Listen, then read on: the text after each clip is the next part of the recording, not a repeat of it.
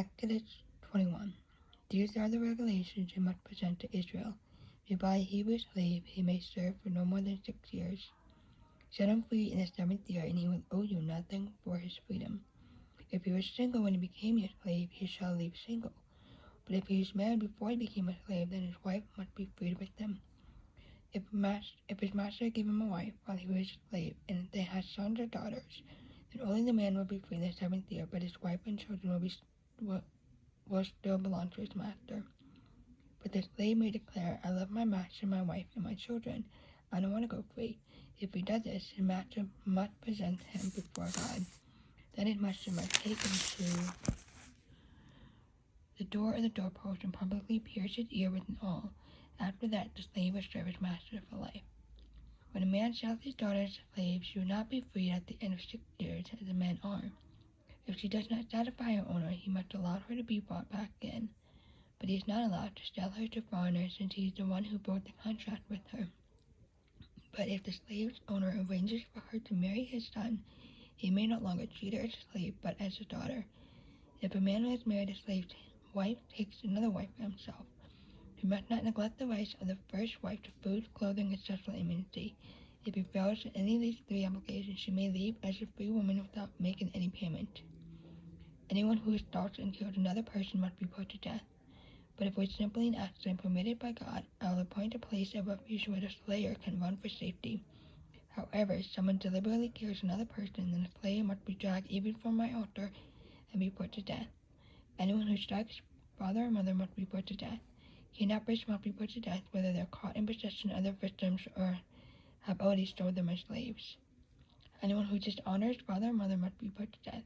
Now suppose 2 men quarrel, and one hits the other with the stone or fist, and the injured person does not die, but is confined to bed. If he is later able to walk outside again, even with a crutch, the assailant will not be punished, but must compensate his victim for lost wages and provide for his full recovery. If a man beats his male or female slave with a club, and the slave dies as a result, the owner must be punished. But if the slave recovers within a day or 2, then the owner shall not be punished, since the slave is his property. Now suppose 2 men are fighting, and in the process they accidentally strike a pregnant woman, so she gives birth prematurely. If no further injury results, the man who struck the woman must pay the amount of compensation the woman's husband demands, and the judges approve. But if there is further injury, the punishment must match the injury. A life for a life, an eye for an eye, a tooth for a tooth, a hand for a hand, a foot for a foot, a burn for a burn, a wound for a wound, a bruise for a bruise. If a man hits his male and female slave in the eye and the eye is blinded, he must let the slave go free to compensate for the eye. And if a man knocks out the tooth of his male and female servant, he must let the slave go free to compensate for the tooth. If an ox scores a man or woman to death, the ox must be stoned, and his flesh may not be eaten. In such a case, however, the owner will not be held liable.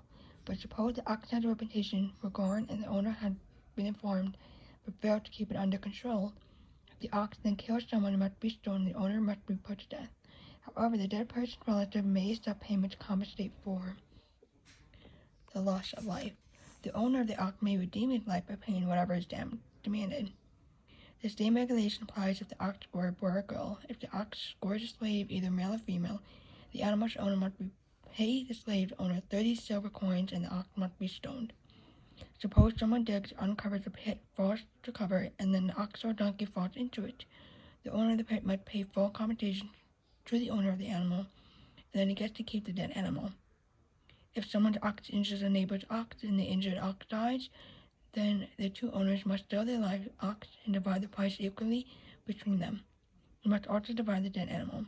But if the ox has a reputation for going, yet its owner failed to keep it under control, he must pay full compensation. A live ox for the dead one, but he may keep the dead ox.